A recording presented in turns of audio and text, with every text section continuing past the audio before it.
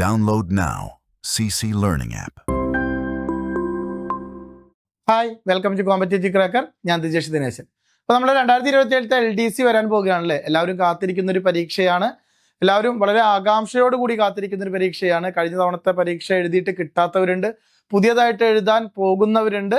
40 വയസ്സ് വരെ PSCയുടെ age limit കൂട്ടിയത് കൊണ്ട് തന്നെ അങ്ങനെ കുറച്ച് ആൾക്കാരുണ്ട്. അങ്ങനെ എല്ലാവരും കാത്തിരിക്കുന്ന ഒരു എക്സാമാണ് LDC എന്ന് പറയുന്നത്. അപ്പോൾ 2027 ഉണ്ടാവും എന്നാണ് നമ്മൾ പ്രതീക്ഷിക്കുന്നത്. ഈ LDC പരീക്ഷയുമായി ബന്ധപ്പെട്ട് പറയാനാണെങ്കിൽ ഏറ്റവും പ്രധാനപ്പെട്ട ഒരു കാര്യം, അതിൻ്റെ സിലബസ് എന്ന് പറയുന്നത് വളരെ വിശാലമായിട്ടുള്ള സിലബസ് ആണ്. നമുക്ക് എല്ലാവർക്കും അറിയാവുന്നതാണ്. ഒരുപാട് കാര്യങ്ങൾ വായിച്ചെത്തേണ്ടതുണ്ട്. ബൈഹാർട്ട് പഠിക്കുക എന്നുള്ളതിന് അപ്പുറത്തേക്ക് ഒരുപാട് കാര്യങ്ങൾ വായിച്ചെത്തേണ്ടതുണ്ട്. ചില കാര്യങ്ങളൊക്കെ നമുക്ക് ഒരുപാട് കൺഫ്യൂഷൻ ഉണ്ടാക്കുന്നതാണ്. വളരെ സിമ്പിളായിട്ട് വളരെ എളുപ്പം തോന്നിക്കുന്ന ചില ചോദ്യങ്ങളായിരിക്കാം, പക്ഷെ നമ്മൾ ചില ആവേശം മൂത്തിട്ടൊക്കെ ചിലപ്പോൾ അത് തെറ്റിക്കാൻ സാധ്യതയുള്ള ചില ചോദ്യങ്ങളുണ്ട്. സിമ്പിളായിട്ട് കാണുന്ന ചില ചോദ്യങ്ങളാണ് ഏറ്റവും കൂടുതൽ തെറ്റാൻ സാധ്യതയുള്ളത്. ഇന്ന് ഞാൻ വന്നിരിക്കുന്നത് അതുപോലെയുള്ള 1-2 ചെറിയ ചോദ്യങ്ങളുമായിട്ടാണ്. അതിൽ കൺഫ്യൂസിങ് ആയിട്ടുള്ള ചില ചോദ്യങ്ങളുണ്ട്, അല്ലെങ്കിൽ തെറ്റാൻ സാധ്യതയുള്ള ചില ചോദ്യങ്ങളുണ്ട്. നമുക്കൊന്ന് ഡിസ്കസ് ചെയ്യാം. ഓക്കെ, അതിനു മുമ്പായി നമ്മുടെ LDC പരീക്ഷയ്ക്കുമായി ബന്ധപ്പെട്ടോ അല്ലെങ്കിൽ മറ്റു മത്സര പരീക്ഷകളുമായി ബന്ധപ്പെട്ടോ തയ്യാറെടുക്കുന്നവരാണെങ്കിൽ, അല്ലെങ്കിൽ പരീക്ഷയ്ക്ക് വേണ്ടി തയ്യാറെടുക്കുന്നവരാണ് നിങ്ങളെങ്കിൽ, നിങ്ങൾക്കൊരു അടിപൊളി ആപ്പുമായിട്ടാണ് CC വന്നിരിക്കുന്നത്. CCയുടെ ലേണിംഗ് ആപ്പ് നിങ്ങൾക്കുള്ളൊരു സൊല്യൂഷനാണ്. നിങ്ങൾക്ക് ജോലി കിട്ടുന്നതിന്, നിങ്ങൾക്ക് മറ്റു കാര്യങ്ങൾ തടസ്സമാണെങ്കിൽ, നിങ്ങളുടെ നിലവിലെ ജോലി, അതുപോലെ തന്നെ നിങ്ങൾക്ക് മറ്റു കാര്യങ്ങളുമായി നിങ്ങൾ തിരക്കിലാണ്, അതിനിടയിൽ പഠനം മുന്നോട്ട് പോകുന്നില്ല, ഇത്തരം പ്രശ്നങ്ങളൊക്കെയാണ് നിങ്ങൾ അഭിമുഖീകരിക്കുന്നതെങ്കിൽ തീർച്ചയായും CC ആപ്പ് അതിനൊരു സഹായമാവുമെന്നാണ് പറയുന്നത്. അതായത് CC ആപ്പിൽ നിങ്ങൾക്ക് പഠിക്കേണ്ടതായിട്ടുള്ള എല്ലാം ഉണ്ട്. മോക്ക് ടെസ്റ്റുകളാണെങ്കിൽ കൃത്യമായിട്ടുള്ള മോക്ക് ടെസ്റ്റുകളുണ്ട്. കറണ്ട് അഫയേഴ്സ് കൃത്യമായിട്ട് അപ്ഡേറ്റ് ചെയ്യുന്നുണ്ട്. അതുപോലെ തന്നെയുള്ള ക്ലാസ്സുകൾ, ഫ്രീ ആയിട്ടുള്ള ക്ലാസ്സുകൾ ലഭ്യമാണ്. അതുപോലെ തന്നെ ഏറ്റവും പ്രധാനപ്പെട്ടിട്ടുള്ള PYQന്റെ PDF കൃത്യമായിട്ട് അതിൽ അപ്ലോഡ് ചെയ്തിട്ടുണ്ട്. അപ്പോൾ നിങ്ങൾക്കത് ഏറ്റവും പ്രധാനപ്പെട്ട പരീക്ഷകൾക്ക് തരം തിരിച്ചുകൊണ്ട് തന്നെ പ്രീവിയസ് ഇയർ ക്വസ്റ്റ്യൻസ് ചെയ്ത് പഠിക്കാവുന്നതാണ്. അങ്ങനെ എല്ലാം കൊണ്ടും നിങ്ങൾക്ക് കൃത്യമായി പരീക്ഷയെ അഭിമുഖീകരിക്കുമ്പോൾ വളരെ ധൈര്യത്തോടു കൂടിയും റാങ്കിലെത്തുന്നതിന് വേണ്ടിയും ഉള്ള ഒരു ആപ്പ് കൂടിയാണ് നമ്മുടെ CC ലേണിംഗ് ആപ്പ് എന്ന് പറയുന്നത്. അപ്പോൾ ഡൗൺലോഡ് ചെയ്യാത്തവരാണെങ്കിൽ പ്ലേ സ്റ്റോറിലും ആപ്പ് സ്റ്റോറിലും നമ്മുടെ ആപ്പ് അവൈലബിൾ ആണ്. തീർച്ചയായിട്ടും ഡൗൺലോഡ് ചെയ്യുക, പഠനം തുടങ്ങുക. ഓക്കെ, അപ്പോൾ നമ്മൾ ഇന്ന് LDCയുമായി ബന്ധപ്പെട്ട് ഒരു ചോദ്യം, LDCയുമായി ബന്ധപ്പെട്ട് നല്ല കൺഫ്യൂസിങ് ആയിട്ടുള്ള ഒരു ചോദ്യം കണ്ടാൽ അറിയാം, ഒരു സിമ്പിൾ ആയിട്ടുള്ള ചോദ്യമാണ്. ഒരുപാട് പേർക്ക് അറിയാവുന്ന ഒരു ചോദ്യമാണ്. പുതിയ ആൾക്കാരുണ്ടാകാം, അവർക്കും കൂടി വേണ്ടിയിട്ടാണ് നമ്മൾ പറയുന്നത്. ഓക്കെ, ഇന്ത്യയുടെ ദുഃഖം എന്നറിയപ്പെടുന്ന നദി ഏതാണ്? വളരെ സിമ്പിൾ ആയിട്ടുള്ള ചോദ്യമാണ് അല്ലേ. ഇന്ത്യയുടെ ദുഃഖം എന്നറിയപ്പെടുന്ന നദി ഏതാണ്? പലപ്പോഴും പരീക്ഷകൾക്ക് കണ്ടുവരാറുള്ള ഒരു ചോദ്യമാണ് ഇന്ത്യയുടെ ദുഃഖം, അല്ലെങ്കിൽ അസാമിന്റെ ദുഃഖം, ഒഡീഷയുടെ ദുഃഖം. അങ്ങനെ ദുഃഖം എന്ന് പറഞ്ഞുകൊണ്ട് ചില ചോദ്യങ്ങൾ ചോദിക്കാറുണ്ട്. അവിടെ ഇന്ത്യയുടെ ദുഃഖം എന്നറിയപ്പെടുന്ന നദി ഏതാണെന്നാണ് ചോദ്യം. ഏതാണ്? ഗംഗയാണോ, ബ്രഹ്മപുത്രയാണോ, കോസിയാണോ, അതുപോലെ തന്നെ മഹാനദിയാണോ? ഏതാണ് സാധ്യത അല്ലെ? ഏതാണ്? ഇന്ത്യയുടെ ദുഃഖം എന്നറിയപ്പെടുന്നത് കോസിയാണ്. അപ്പൊ ഇവിടെ തെറ്റാൻ എന്താ ഒരു സാധ്യത എന്ന് ചോദിച്ചു കഴിഞ്ഞാൽ, കോസി അറിയപ്പെടുന്നത് ബീഹാറിന്റെ ദുഃഖം എന്നും കൂടിയാണ്. ഏതാണ്? ബീഹാറിന്റെ ദുഃഖം. ബീഹാറിന്റെ ദുഃഖം എന്നറിയപ്പെടുന്നത്. അപ്പൊ ബീഹാറിന്റെ ദുഃഖം എന്ന് പഠിച്ചു പോയ ഒരു വ്യക്തിയാണെങ്കിൽ ഇന്ത്യയുടെ ദുഃഖം എന്നറിയുമ്പോൾ ആദ്യം തന്നെ നമ്മൾ എന്ത് ചെയ്യും? കോസി എന്ന് പറയുന്ന ഉത്തരത്തെ വെട്ടിക്കളയും. അപ്പൊ ഇതൊരു കൺഫ്യൂസിംഗ് ആണ്. ബീഹാറിന്റെ ദുഃഖം എന്ന് പറഞ്ഞാലും ഇന്ത്യയുടെ ദുഃഖം എന്ന് പറഞ്ഞാലും ഏത് തന്നെയാണ്? കോസി എന്ന് പറയുന്ന നദിയാണ്. അങ്ങനെയാണെങ്കിൽ നമുക്ക് അതുമായി ബന്ധപ്പെട്ട ചില കാര്യങ്ങൾ കൂടി നോക്കാം. മഹാനദി എന്ന് പറയുന്നത് എന്താണ്? മഹാനദി ഒഡീഷയുടെ ദുഃഖം എന്നറിയപ്പെടുന്നതാണ്. ഒഡീഷയുടെ ദുഃഖം. മഹാനദി എന്ന് പറയുന്നത് ഒഡീഷയുടെ ദുഃഖമാണ്. കോസി എന്ന് പറയുന്നത് ബീഹാറിന്റെ ദുഃഖമാണ് അല്ലെ, ബീഹാറിന്റെ ദുഃഖമാണ്.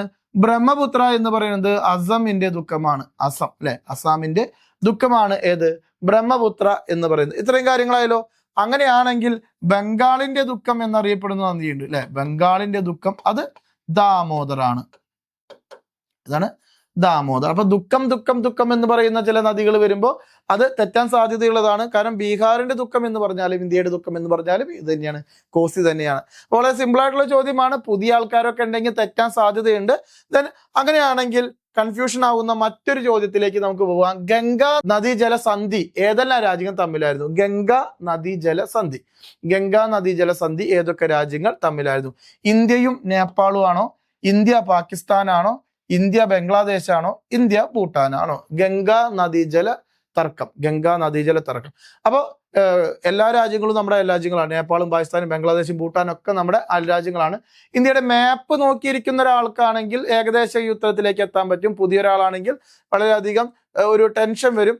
എങ്കിലും നമുക്ക് ഇത് വരാൻ സാധ്യതയില്ല എന്ന് നമുക്ക് പറയാം. കാരണം ഗംഗ എന്ന് പറയുന്ന നദി പാകിസ്ഥാനുമായി ബന്ധപ്പെട്ടിട്ട് ഉള്ള ഒരു നദിയല്ല. അപ്പൊ അതുകൊണ്ട് തന്നെ ഇന്ത്യ പാകിസ്ഥാൻ വരാൻ സാധ്യതയില്ല.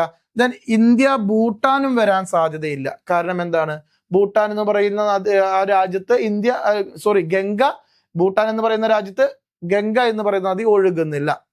ഓക്കെ, ഇനിയുള്ളത് രണ്ടെണ്ണം ഇന്ത്യ ബംഗ്ലാദേശും ഇന്ത്യ നേപ്പാളുമാണ്. അവിടെ ഒന്നും കൂടി നമുക്ക് ഒന്ന് ഫിൽട്ടർ ചെയ്തെടുക്കുന്ന സമയത്ത് ഇന്ത്യ നേപ്പാൾ വരാൻ സാധ്യതയില്ല. ഗംഗ ഡയറക്റ്റ് ആയിട്ട് എവിടേക്ക് പോകുന്നില്ല? ബംഗ്ലാദേശിലേക്ക്, നേപ്പാളിലേക്ക്.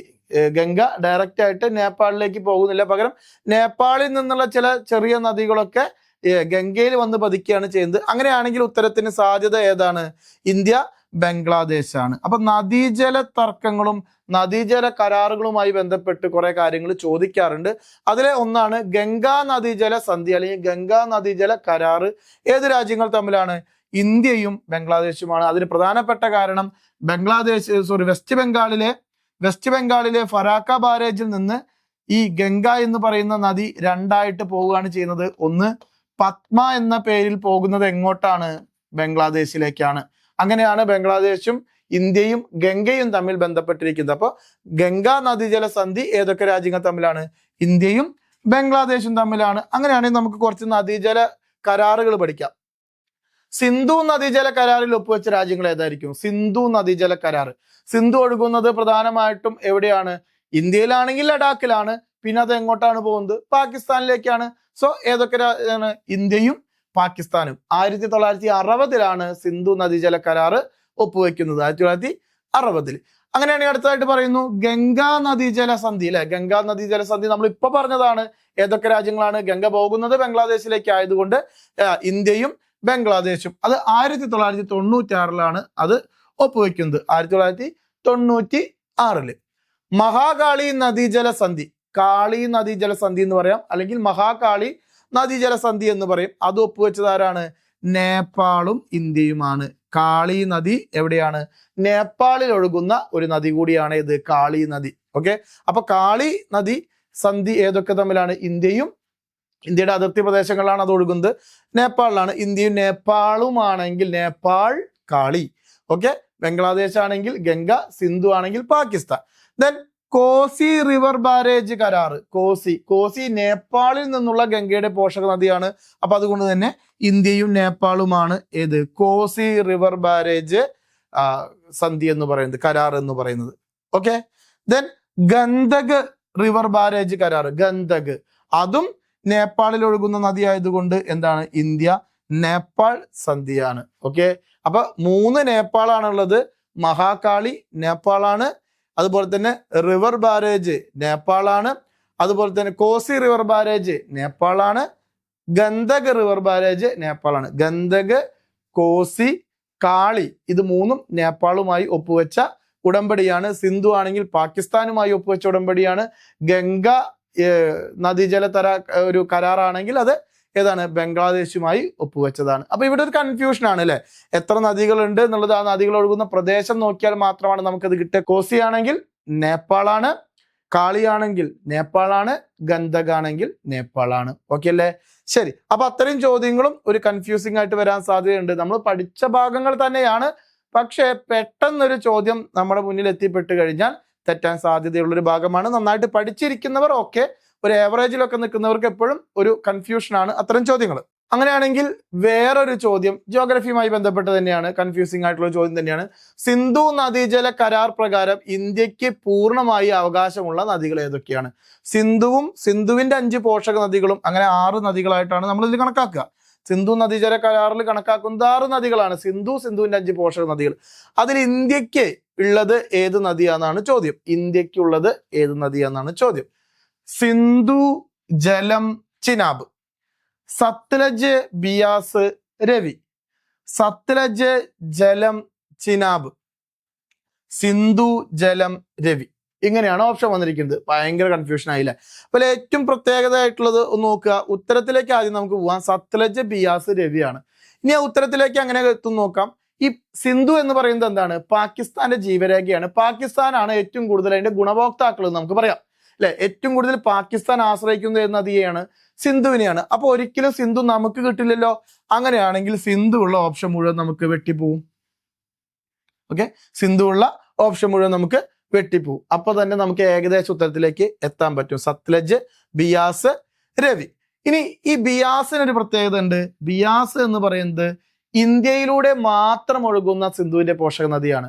ഇന്ത്യയിലൂടെ മാത്രം ഒഴുകുന്ന സിന്ധുവിന്റെ പോഷക നദിയാണ്. അങ്ങനെയാണെങ്കിൽ എന്തുണ്ടായിരിക്കും? ഇതും നമുക്ക് ഇവിടുന്ന് പോകേണ്ടി വരും. സത്ലജ്, ബിയാസ്, രവി. ഇപ്പൊ ഇതൊക്കെ നന്നായിട്ട് പഠിച്ചവർക്കാണ് കേട്ടോ അതൊക്കെ അറിയാം. പക്ഷെ എന്നിരുന്നാലും എത്ര പഠിച്ചു പോയാലും ഇങ്ങനെ ഓപ്ഷൻ വരുന്ന സമയത്ത് നമുക്ക് ഭയങ്കരമായിട്ട് കൺഫ്യൂഷൻ വരും.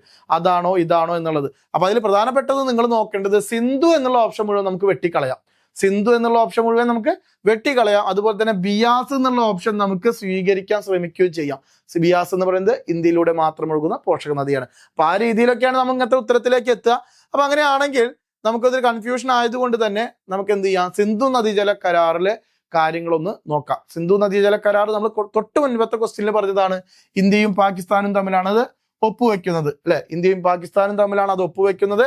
കരാർ ഒപ്പുവെക്കുന്നത് 1960 സെപ്റ്റംബർ 19 1960 സെപ്റ്റംബർ 19 കരാറിൽ പ്രധാനപ്പെട്ട 2 വ്യക്തികളാണ് ഒപ്പുവെച്ചത്. കരാറിൽ 2 പ്രധാന വ്യക്തികളാണ് ഒപ്പുവെച്ചത്.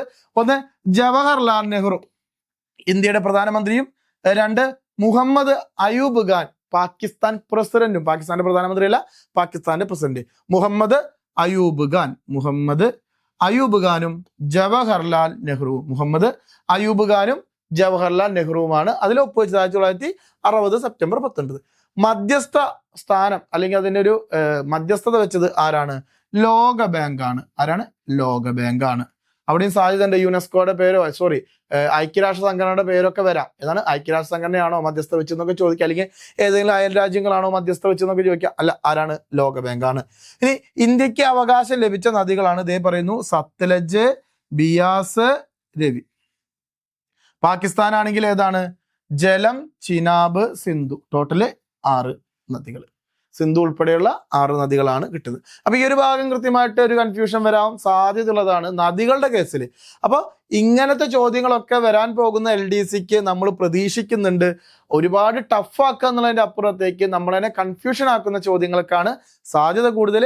അപ്പൊ അത്തരം ചോദ്യങ്ങൾ കണ്ടെത്തി പഠിക്കുക എന്നുള്ളതാണ് ടാസ്ക് അല്ലെ. അപ്പൊ ആ രീതിയിൽ നമ്മുടെ പഠനം കൊണ്ടുപോകേണ്ടതുണ്ട്. 2027 LDC വരാൻ പോവുകയാണ്.